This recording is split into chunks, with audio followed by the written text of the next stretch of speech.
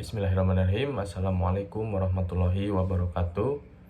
Perkenalkan, nama saya Hendra Anugrah dengan NPM 20.189 dari kelas E mata kuliah Filsafat Hukum dengan Pak Alfi sebagai dosen pengampu mata kuliah tersebut.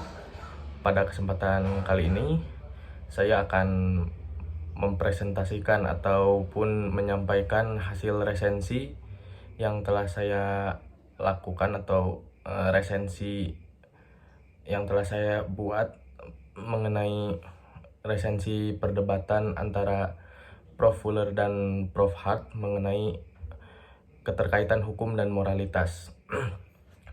Baik, namun sebelumnya perlu difahami bahwa dasar pemikiran dan konteks awal lahirnya perdebatan antara Prof. Hart dan Prof. Fuller ini yaitu mengenai penerapan hukum di masa Perang Dunia yang Kedua.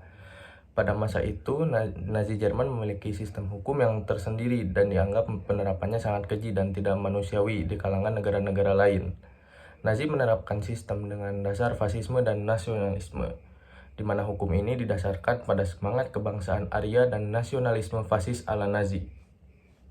Seluruh hukum dilakukan untuk kepentingan nasional Nazi, meskipun dalam hukum ini tersebut banyak terdapat hukuman yang hirau akan kemanusiaan, pembunuhan, kerja paksa, menawan tawanan perang, penyiksaan, pembakaran, hingga pemusnahan etnis atau orang yang dianggap berkhianat dan bukan bagian dari bangsa Arya Nazi, serta orang yang tidak mau tunduk dan patuh dengan kepentingan nasional Nazi. Pada fenomena tersebut, Prof. Hart berpendapat bahwa tindakan-tindakan ini meskipun dianggap tidak manusiawi adalah sah menurut hukum. Penjelasan ini lebih rincinya dijelaskan bahwa Prof. Hart karena otoritas hukum inilah haruslah dibuat oleh otoritas tertinggi di suatu wilayah. Kemudian hukum juga akan muncul apabila otoritas tersebut tidak tercampur dengan otoritas-otoritas lainnya, baik yang tampak jelas maupun secara abstrak dan hidup pada dunia kolektivitas masyarakatnya ataupun moralitas.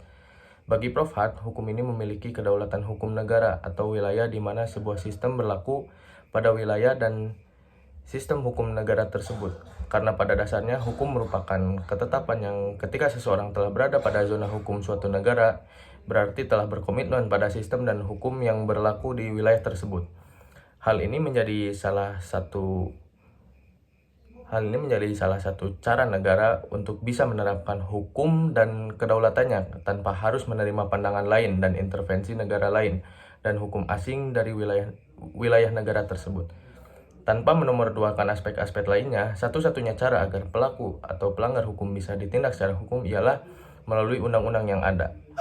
Undang-undang ini merupakan produk yang telah lahir dengan kesepakatan yang sama dan dengan kesamaan posisi bagi semua masyarakat. Tiada satu unsur pun yang boleh merubah hukum demi terlaksananya hukum murni di suatu wilayah. Kemurnian hukum ini merupakan ketika pelaksanaannya tidak tergantung pada situasi dan keadaan yang mampu mengintervensi kekuatan dan wibawa hukum. Menurut Prof. Hart juga, hukum itu sesuai dengan apa yang seharusnya menjadi hukum itu sendiri. Mempertahankan aspek lain selain hukum tidak hanya dapat menjadi masalah buruk secara intelektual, akan tetapi juga dapat mendorong individu atau masyarakat untuk mempertanyakan atau bahkan menolak untuk mematuhi sebuah hukum. Pada hakikatnya, hukum ini tidak bermoral dan tidak ada moralitas dalam hukum. Inilah pandangan bagi Prof. Hart. Hukum yang didekatkan dengan moral akan cenderung membawa hukum pada tujuan yang buruk. Keberadaan hukum yang dalam penegakannya selalu tertahan dengan moralitas bisa meningkatkan semangat individu atau masyarakat untuk mematuhi secara membabi buta dan hanya dipakai untuk tujuan-tujuan yang tidak bermoral. Kemudian, keberadaan moral juga bisa menjadi alat penguasa atau sekelompok orang untuk bisa lepas dari hukum. Moral yang dijadikan alat untuk memerangi hukum pada dasarnya adalah sebagai alat untuk memerangi moral tersebut, dengan memberi dalil-dalil yang secara tidak langsung menjatuhkan wibawa dan kedaulatan hukum, sehingga memunculkan pemahaman apabila hukum haruslah dipisahkan dari segala bentuk aspek-aspek di luar hukum, termasuk moral itu sendiri. Melihat teori hukum ini, Prof. Hart melihat bahwasannya moralitas yang dianggap sebagai hukum akan memiliki nilai yang berbeda di antara pemimpin pemerintah yang satu dengan yang lainnya, khususnya dalam penegakan hukum. akan terjadi kerusakan hukum yang besar, di mana validasi hukum akan kalah dengan perspektif pemimpin yang akan menegakkan hukum.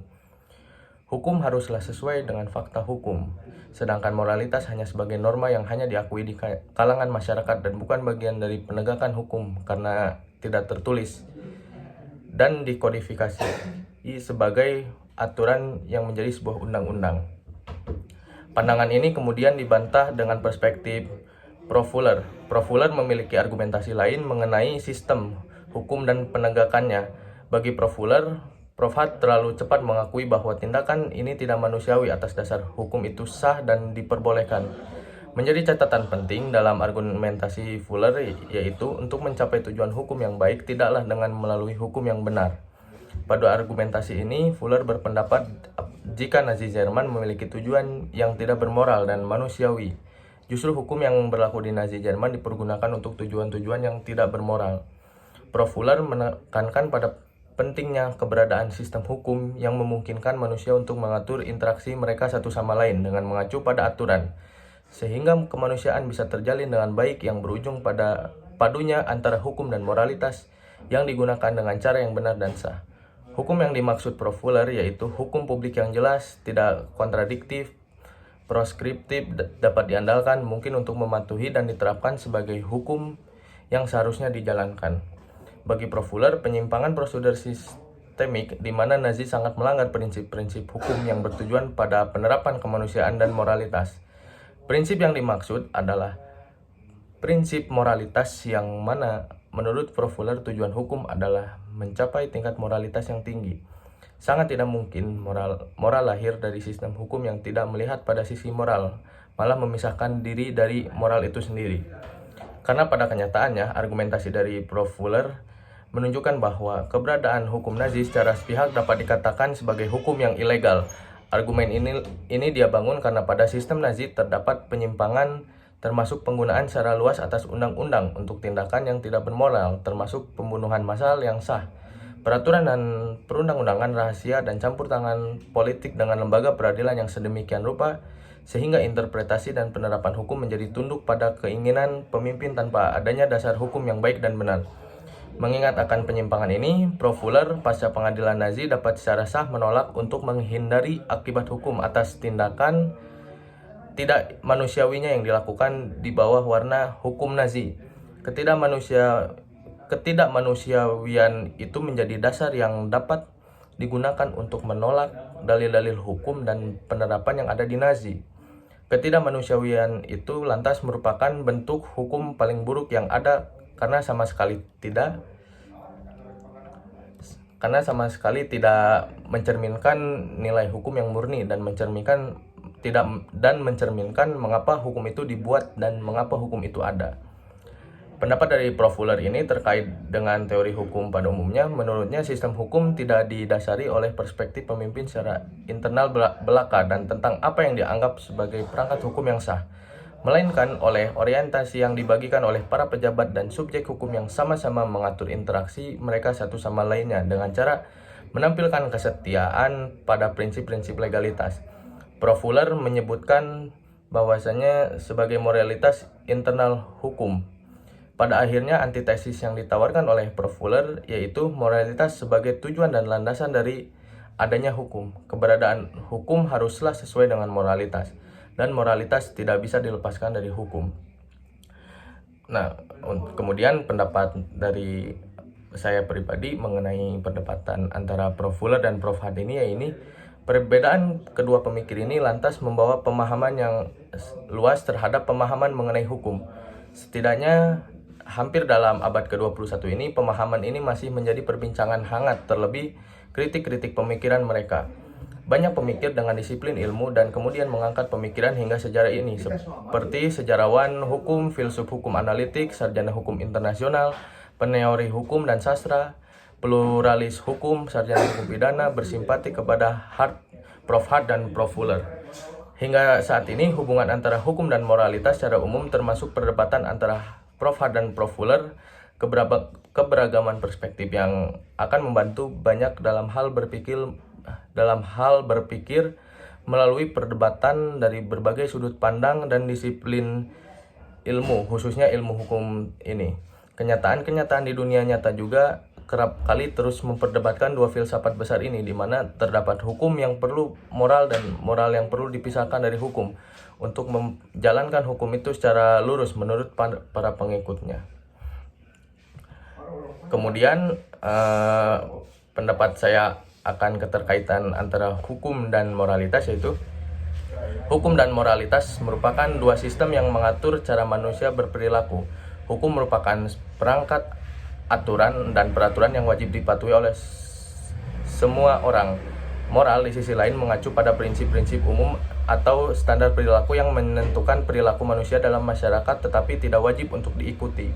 Hubungan antara hukum dan moralitas ini merupakan hubungan yang sangat rumit dan telah berkembang selama bertahun-tahun.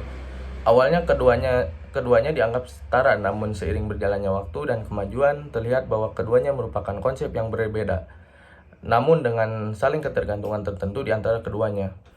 Kedua konsep hukum dan moralitas ini mungkin berbeda karena banyaknya alasan, namun satu kesamaan yang mereka miliki adalah keduanya memengaruhi cara kita menjalani hidup. Baik moralitas maupun hukum merupakan konsep yang ambigu tanpa makna yang pasti. Kedua gagasan ini telah berkembang dengan ide-ide baru yang muncul seiring berjalannya waktu. Pada saat ini gagasan tentang moralitas mulai berbeda-beda antara satu orang dengan orang yang lainnya. Mungkin segitu saja presentasi mengenai resensi yang bisa saya sampaikan. Mohon maaf apabila ada salah kata. Wallahul muwaffiq ila aqwamit thoriq. Assalamualaikum warahmatullahi wabarakatuh.